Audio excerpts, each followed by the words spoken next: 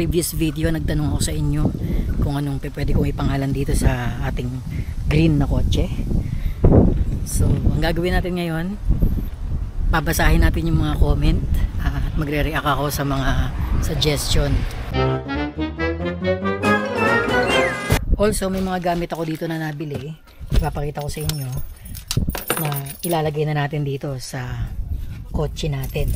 Papangalanan na natin to. May meron akong binili dito na yung mat sa floor, yun dyan, oh. Pinakita ko sa inyo nakaraan, lalagyan na natin ngayon yan. Tapos meron tela, mga pamunas. Ayan, shout out kay Kuya Nelson, binigyan niya tayo niyan. Tapos meron din tayong alcohol na galing sa kanya para medyo i-wipe natin yung mga bakterya ng sasakyan. Meron din tayo ditong pabango, yan, para magiba ng konti yung amoy. Tapos konting mga charger na galing pa sa Thailand. Yan, lalagay din natin yan dun. Set up natin yan. And then may mount din tayo for the camera.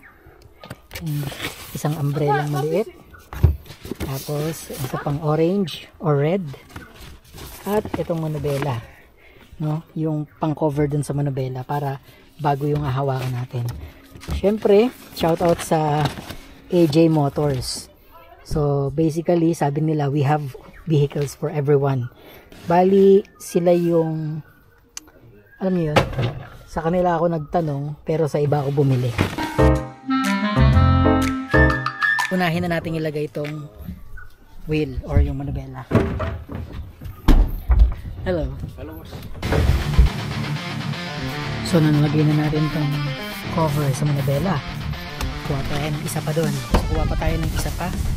Pwede ilagay. So meron tayo dito pabango. Okay, ito yung pandikit ng charger. So tingnan natin kung paano natin ito gagawin.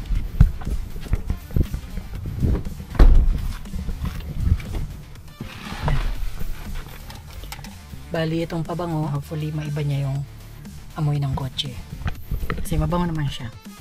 Okay, so dito natin siya lalagay sa aircon vent. Yan. Tapos meron din tayo dito ang charger. Probably didikit natin to dito. Kaya dito. Goods kaya yan dyan. Pag ganun ba yan o pag ganito? Pero anyway, kahit ano naman eh, diba? Pero pwedeng late na siguro natin to. Kasi kailangan ko pang idikit eh. Ay medyo matrabaho pa yan. Pero kunin na natin tong isa. Alcohol. Ipasok muna natin yan dun sa loob. Camera mount. Lahat siguro nang gagawin pa, lalagyan lang natin muna dito sa loob niyan. Tapos ngayon, ayan, lagyan natin yung unang mat. Ay medyo madumi pala, medyo madumi. Next time na lang natin ito vacuumin kasi wala pa akong vacuum eh. So sa ngayon ito na lang muna para kung magkabisita tayo, pasahero, hindi may tatapakan na sila na mas maayos. Masasala na yung dumi ng paa nila. Okay, last one.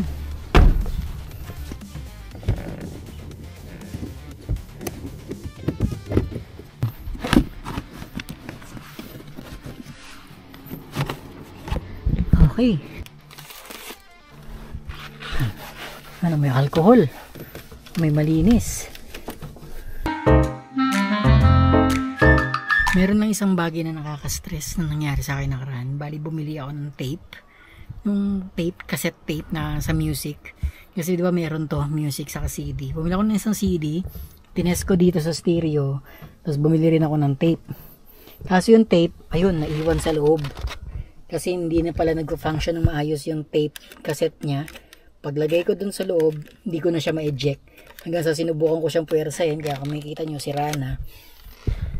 So yun, nakaka-stress, alam mo yun, parang may ano, parang merong tinga na hindi mo matanggal-tanggal. Pero ang gagawin ko, kinontak ko na si Yan. Shout out sa kanyang shop, gumagawa ng mga stickers at kung ano-ano pang products. Nagpagawa ko sa kanya ng sticker. Lalagyan na lang natin ng sticker yan dyan para hindi ko nakikita yung tinga.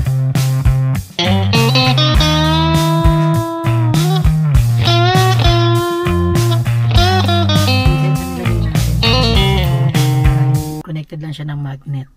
Metal to, tapos magnet. Pwede na mag-navigate. So almost done na nga yung ating paglalagay ng mga accessories. Nakapaglagay na tayo nito. ang cover ng manubela. Tapos ito ididikit na lang to, yung extension ng ating charger for phone. Meron na rin tayong mount ng camera. Tapos meron na rin tayong for navigation, konting pabango para mag-iba yung amoy. Saka yung floor mat natin na ilagay na rin natin. Ngayon magbabasa na tayo ng comment about the car.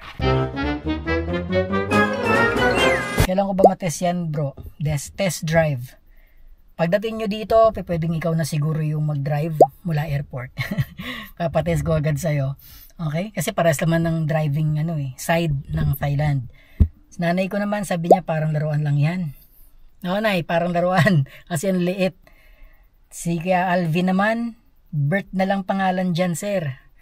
Baka magalit si Bert, Kuya Alvin. Si Miss Tel, sabi niya Pikachu na lang daw. So suggestion yun ni Ses, yung nag-aas ng drive test. Kasi Picanto car, o nga naman, Picanto car. Tapos Achu ako ng Achu. Alam niyo, nung nasa Thailand kasi ako, parang lagi akong may allergy siguro sa alikabok, pero dito nabawasan na po yun.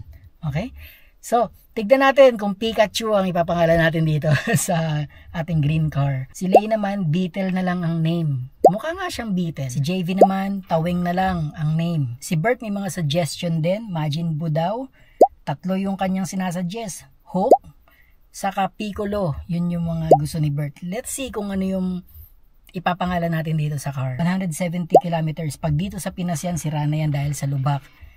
Sa ibang bansa, goods na goods. Kasi yung kalsada, maayos. Hindi naman lubak-lubak. So, tama rin si JV.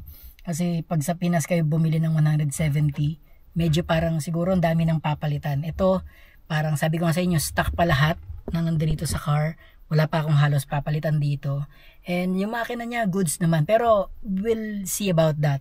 Pagdating ng ilan pang mga months siguro or 10 more kilometers siguro ma-assess natin kung meron siyang mga major na palitin. So far, yun lang yung mga comment at hindi muna natin papangalanan ngayon. Siguro ilabas natin, name reveal tayo sa susunod na video. Kung meron kayong idea paano tanggalin yan, please comment down below. Pero definitely hindi ko napapalitan yung stereo niyan. Gagamit lang tayo ng CD dito. O kaya mag-a-add lang ako ng FM transmitter.